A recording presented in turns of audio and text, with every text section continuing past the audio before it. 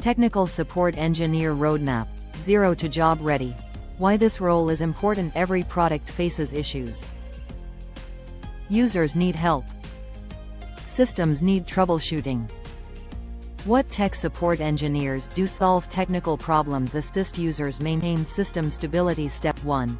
Build strong basics: operating systems, Windows, Linux, networking basics, software fundamentals. Step 2.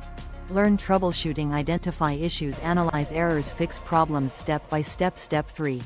Learn common tools, ticketing systems like ServiceNow, Zendesk. Step 4.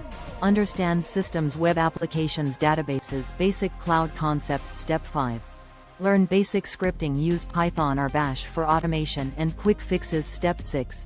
Customer handling, clear communication, problem explanation, patience. Step 7. Build practical skills, simulate issues, fix errors, document solutions, what companies expect.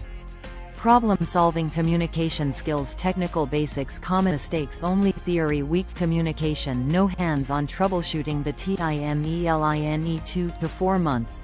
Entry-level, friendly. Career path: support engineer, right pointing arrow, system admin, right pointing arrow, DevOps, cloud roles. The final take: every system needs support.